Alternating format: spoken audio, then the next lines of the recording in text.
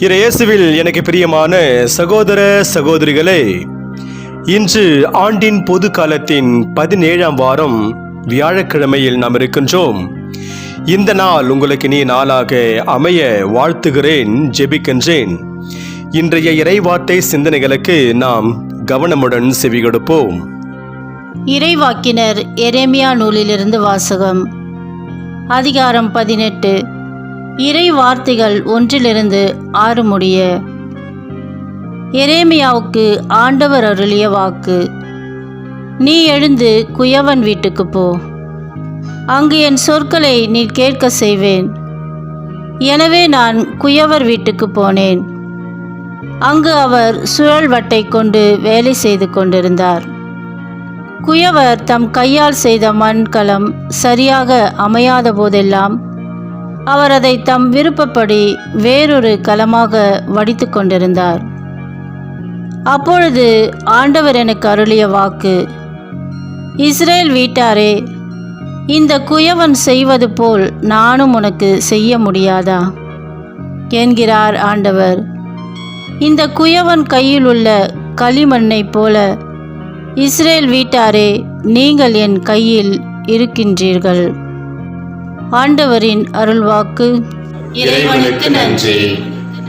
பதிலுரை பாடல் பல்லவி. இறைவனை தம் துணையாக கொண்டிருப்போர் பேறு பெற்றோர். என் நெஞ்சே, நீ ஆண்டவரை போற்றிடு. நான் உயிரோடு உள்ளளவும் ஆண்டவரை போற்றிடுவேன். என் வாழ்நாள் எல்லாம் என் கடவுளை புகழ்ந்து பாடுவேன். பல்லவி. இறைவனை தம் துணையாக கொண்டு இருப்போர் பேறு பெற்றோர். ஆட்சி தலைவர்களை நம்பாதீர்கள். உன்னை மீட்க இயலாத மானிட மக்களை நம்ப வேண்டாம். அவர்களின் ஆவி பிரியும் போது தாங்கள் தோன்றிய மண்ணுக்கே அவர்கள் திரும்புவார்கள். அந்நாளில் அவர்களின் எண்ணங்கள் அழிந்து போம். பல்லவி. இறைவனை தம் துணையாக கொண்டிருப்போர் பேறு பெற்றோர். யாக்கோபின் இறைவனை தம் துணையாக கொண்டிருப்போர் பேறு பெற்றோர். தம் கடவுளாகிய ஆண்டவரையே நம்பியிருப்போர் பேறு பெற்றோர். அவரே விண்ணையும் மண்ணையும் கடலையும் அவற்றிலுள்ள யாவற்றையும் உருவாக்கியவர். என்றென்றும் நம்பிக்கைக்கு உரியவராய் இருப்பவரும் அவரே. பல்லவி. இறைவனை தம் துணையாக கொண்டிருப்போர் பேறு பெற்றோர். அல்லேலுயா, அல்லேலுயா. உம் திருமகனின் சொற்களை எங்கள் மனதில் இருத்தும்படி ஆண்டவரே, எங்கள் இதயத்தை திறந்தருளும். அல்லேலுயா. ஆண்டவரே, நற்செய்தியை தகுந்த விதத்தில் எடுத்து சொல்ல என் உள்ளத்தையும் உதட்டையும் தூய்மையாக்கும். ஆண்டவர் உங்களோடு இருப்பாராக, உன் ஆன்மாவோடும் இருப்பாராக. மத்திய எழுதிய பரிசுத்த நற்செய்தியிலிருந்து வாசகம். ஆண்டவரே, மாட்சி உமக்கே. மத்திய நற்செய்தி அதிகாரம் 13 இறை வார்த்தைகள் 47 முதல் 53 முடிய. அக்காலத்தில் இயேசு மக்களை நோக்கி கூறியது: விண்ணரசு கடலில் வீசப்பட்டு எல்லா வகையான மீன்களையும் வாரிக்கொண்டு வரும் வலைக்கு ஒப்பாகும். வலை நிறைந்ததும் அதை இழுத்து கொண்டு போய் கரையில் உட்கார்ந்து நல்லவற்றை கூடைகளில் சேர்த்து வைப்பர், கெட்டவற்றை வெளியே எறிவர். இவ்வாறே உலக முடிவிலும் நிகழும். வானதூதர் சென்று நேர்மையாளரிடையே இருந்து தீயோரை பிரிப்பர். பின் அவர்களை தீச்சுளையில் தள்ளுவர். அங்கே அழுகையும் அங்கலாய்ப்பும் இருக்கும். இவற்றையெல்லாம் புரிந்து கொண்டீர்களா என்று இயேசு கேட்க, அவர்கள் ஆம் என்றார்கள். பின்பு அவர், ஆகையால் விண்ணரசு பற்றி கற்றுக்கொண்ட எல்லா மறைநூல் அறிஞரும் தம் கருவூலத்திலிருந்து புதியவற்றையும் பழையவற்றையும் வெளிக்கொணரும் வீட்டு உரிமையாளரை போல் இருக்கின்றனர் என்று அவர்களிடம் கூறினார். இவ்வுமைகளை இயேசு சொல்லி முடித்த பின்பு அவ்விடத்தை விட்டு சென்றார். ஆண்டவரின் அருள்வாக்கு. கிறிஸ்துவே, உமக்கு புகழ். நற்செய்தி வாக்கினால் என்னுடைய பாவங்கள் அகல்வதாக. ஆமென். உங்களால் எப்படி விண்ணகத்திற்கு வழி சொல்ல முடியும்? இயேசுவில் எனக்கு பிரியமான சகோதர சகோதரிகளே, பேராயர் புல்டன் ஷூன் தான் எழுதிய ட்ரெஷர் இன் கிளே என்ற தன் வரலாற்று நூலில் பகிர்ந்து கொள்ளும் அனுபவம் இது.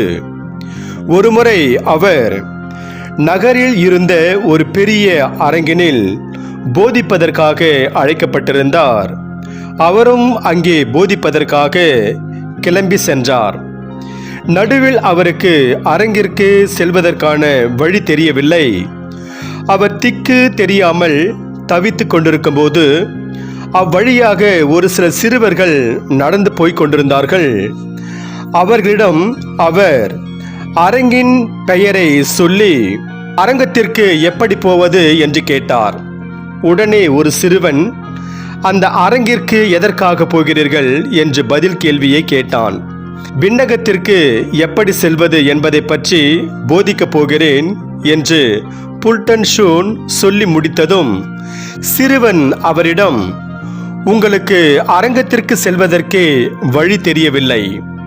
அப்படி இருக்கும்போது நீங்கள் எப்படி விண்ணகம் செல்வதற்கான வழியை மக்களுக்கு சொல்லித்தரப் போகிறீர் என்றான்.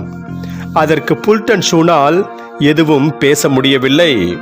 இயேசுவில் பிரியமான சகோதர சகோதரிகளே, பேராயர் புல்டன் ஷூனுக்கு வேண்டுமானால் குறிப்பிட்ட அரங்கத்திற்கு செல்வதற்கான வழியோ அல்லது விண்ணகம் செல்வதற்கான வழியோ தெரியாமல் இருக்கலாம்.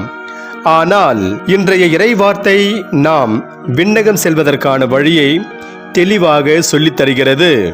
அதை பற்றி நாம் சிந்தித்து பார்ப்போம்.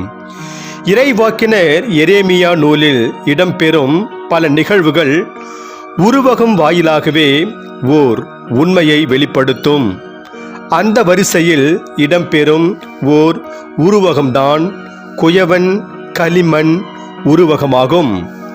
ஆண்டவராகிய கடவுள் இறைவாக்கினர் எரேமியாவிடம் குயவனின் வீட்டிற்கு போக சொல்கிறார். அவரும் அங்கே போகின்ற போது குயவன் தன் கையில் களிமண்ணை எடுத்து தன் விருப்பம் போல மண்கலம் செய்கிறார். இக்காட்சியை எரேமியாவிடம் சுட்டிக்காட்டும் ஆண்டவர், இந்த குயவன் செய்வது போல நீயும் உன்னால் செய்ய முடியாதா என்கிறார். குயவன் கையில் உள்ள களிமண் அவரது விருப்பம் போல வளைந்து கொடுக்கும். கடவுளுடைய கையில் களிமண்ணாக இருக்கும் நாம் ஒவ்வொருவரும் அவரது விருப்பத்தின்படி நடக்க வேண்டும். அப்படி நடந்தால் நாம் விண்ணகத்தை அடையலாம். இன்றைய நற்செய்தியில் இயேசு இறுதி தீர்ப்பில் என்ன நடக்கும் என்பதை உணர்த்தும் கடலில் வீசப்பட்ட வலை உவமையை பற்றி பேசுகிறார். வலையானது எல்லா வகையான மீன்களையும் இழுத்து கொண்டு வரும். கரைக்கு வந்த பிறகு மீனவர் வலையிலிருந்து நல்லவற்றை கூடையில் சேர்த்து வைத்து கெட்டவற்றை வெளியேயும் எரிந்து விடுவார். உலக முடிவின் போதும் கடவுளின் திருவுளத்தின்படி நடந்தவர் விண்ணகத்தையும், அவ்வாறு நடவாதவர் பாதாளத்தையும் அடைவர். எனவே இயேசுவில் பிரியமானவர்களே, நாம் கடவுளின் கையில் களிமண் என்பதை உணர்ந்தவர்களாய் அவரது விருப்பத்தின்படி நடப்போம்.